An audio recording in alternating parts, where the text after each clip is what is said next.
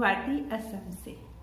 कलम की खनक साहित्य सृजन के इस पटल पर आप सभी श्रोतागण का हार्दिक स्वागत है, अभिनंदन है।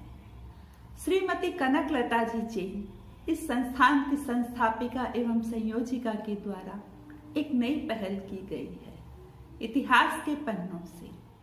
इसके तहत आज हम सुनेंगे जैन धर्म की 15वीं सती सुलसा सती की कहानी। तो चरम तीर्थपति श्रमण भगवान महावीर का शासन हम सबको प्राप्त हुआ।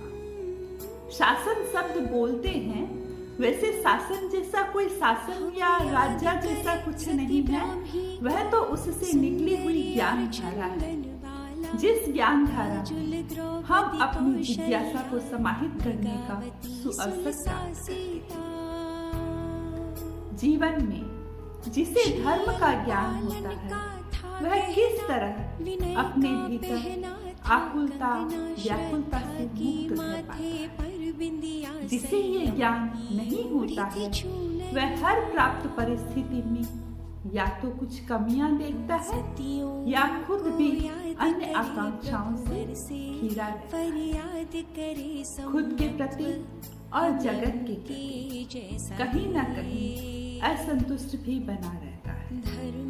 लेकिन जिसे धर्म का बोध हो जाता है, उसके भीतर शंकाएं, चिंताएं, आकुलता व्याकुलताएं खुद ब खुद शांत हो जाती है। उसे हम निर्वाण कहते हैं। इसलिए धर्म का मार्ग है निर्वाण।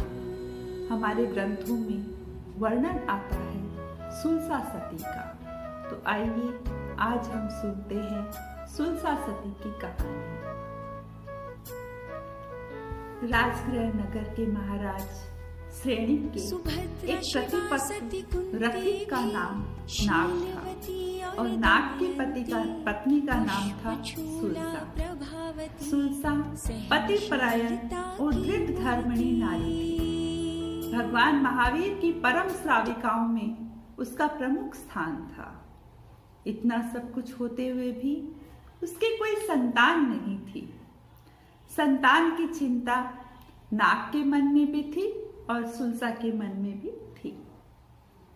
फिर भी अपने कृत कर्मों का परिपाक मानकर सुलसा धर्म ध्यान में अपना समय बिताती थी। नाग को दूसरा विवाह करने का नियम था। सुलसा संतान प्राप्ति के लिए कोई भी धर्म विमुख उपक्रम या अनुष्ठान नहीं करना चाहती थी।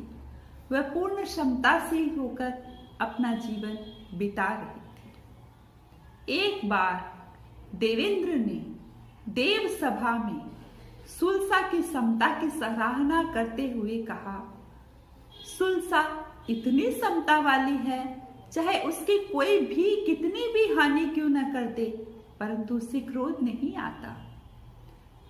यह बात एक देव को नहीं जची। उसने परीक्षा लेने की ठानी और वह एक साधु का रूप बनाकर सुलसा के घर आता है। सुलसा ने उसे वंदना करके आहार पानी लेने की प्रार्थना की। वो देव बने हुए साधु ने कहा, भोजन देने वाले तो नगर में बहुत मिल जाएंगे, मुझे तो तेरे यहाँ से लक्षपाक तेल लेना है। परम प्रसन्न बनी सुलसा लक्षपाक तेल का घट उठाकर ले आई। उसने घड़ा को जो ही उठाया, देव ने अपनी माया से उसे गिराकर फोड़ दिया। लक्षपाक तेल बिखर गया। इसी प्रकार दूसरा घड़ा, तीसरा घड़ा वो उठाती और देव अपनी माया से उसे फोड़ देता। फिर भी सुलसा की समता देखी, वह जरा भी कुपित नहीं हुई और न ही इतनी कीमती वस्तु को खो जाने के लिए दुखी हुई। अफसोस व्यक्त करते हुए मुनि बोले सुलसा से कि मेरे योग से तुम्हारा इतना नुकसान हो गया। सुलसा बड़ी सहजता से बोली, मुनिवर, इसकी मुझे चिंता नहीं है, परंतु आपको आवश्यकता की औषधि मैं नहीं दे सकी, इसका दुख मुझे जरूर है। सुलसा ने अपनी सहजता से कहा। देव ने उसकी तितिक्षा देखकर अपने असली रूप में प्रकट हुआ और सारी बात कही कि तू इंद्र के द्वारा देवलोक में प्रशंसित है। मैं तो तुम्हें परखने आया था और तू मेरी परख में खरी सिद्ध हुई। मैं प्रसन्न हूं, मांगो, कुछ वर मांगो। सुलसा ने कहा, सही धर्म मुझे मिला हुआ है और मुझे किसी भी वस्तु की अपेक्षा या कमी नहीं है। फिर भी देव ने बहुत आग्रह किया तो सुलसा ने कहा, अगर आप देना ही चाहते हैं तो मुझे एक पुत्र रत्न होने का उपाय बताइए। देव ने प्रसन्न होकर सुलसा को 32 गोलियां दी। कितनी? 32। एक एक गोली से एक एक पुत्र हो जाएगा, ऐसा कहा और देव सुलसा की प्रशंसा करते हुए देवलोक चला गया। सुलसा ने सोचा, मुझे 32 पुत्रों की क्या आवश्यकता है? अच्छा होगा 32 गोलियां एक साथ ही खा लूं, जिससे 32 लक्षणों वाला एक ही पुत्र हो जाएगा। ऐसा विचार कर सुलसा ने 32 गोलियां एक साथ खा ली। संयोगवश 32 जीव उसके गर्भ में आए। आखिर था तो पेट ही, गोदाम तो था नहीं। सुलसा ने देव को याद किया। देव ने सांत्वना दी, उसे ऐसा करने के लिए टोका भी। खैर, देव माया से यथा समय सभी पुत्रों का सकुशल प्रसव देव ने करा दिया। यह अवश्य कहा कि ये सभी पुत्र एक साथ मृत्यु को प्राप्त होंगे। बड़े होने पर इन सबका विवाह कर दिया गया। चेलना के हरण के समय सुरंग में इन सभी पुत्रों का एक साथ ही अवसान हो गया, यानी मृत्यु हो गई।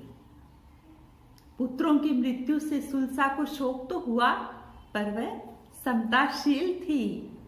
उसने पुत्रों की मृत्यु को भाग्य की लीला माना तथा उनकी मृत्यु के बाद अपनी धर्म श्रद्धा में और अधिक दृढ़ हो गई। एक दिन चंपा नगरी में भगवान महावीर का उपदेश सुनने अंबड़ सन्यासी गया। उपदेश सुनकर जाने लगा, तब बोला, मैं राजगृह जा रहा हूँ, कभी मौका हो तो आप भी राजगृह पधारने की कृपा करना। भगवान महावीर से ये शब्द अंबड़ सन्यासी ने कहे। भगवान ने प्रसंगवश कहा, वहां सुलसा श्राविका है, वह श्रद्धा भक्ति में बहुत दृढ़ है। अंबड़ सन्यासी व्यक्रिय लब्धि संपन्न था। मन में आया, भगवान ने जिसकी सराहना की है उसकी परीक्षा तो कर ही लेनी चाहिए। राजगृह आकर अपनी लब्धि के योग से लोगों को प्रभावित करने के लिए पूर्व दिशा के द्वार पर ब्रह्मा का रूप बनाकर उपस्थित हो गया। हजारों हजारों व्यक्ति उस ब्रह्मा बने साधु के दर्शन करने गए, पर सुलसा वह नहीं गई। उसको क्यों जाना था?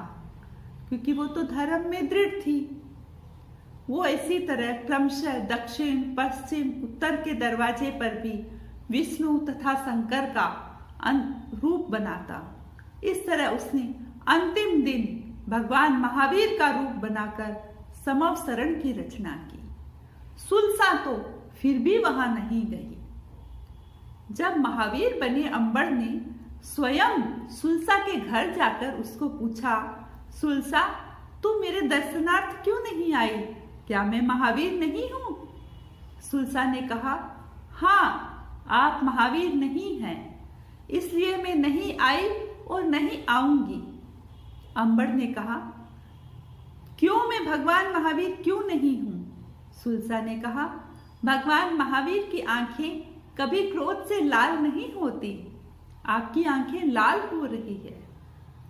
अंबड़ मन ही मन झेंपा, अपना मूल रूप प्रकट किया और भगवान की कही सारी बात को बताया और कहा, सुलसा, तू अपनी कसौटी पर खरी उतरी, इसकी मुझे परम प्रसन्नता है।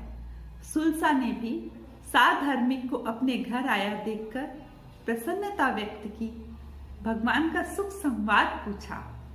दृढ़ धर्मिणी सुलसा ने अंत में सभी पापों की आलोचना करके समाधि मरण को प्राप्त किया और स्वर्ग में गई। वहां से च्यवन करके अगली 24वीं में निर्मम नाम का 15वां तीर्थंकर बनेगी। इन्हीं शुभ भावों के साथ ओम अरहम।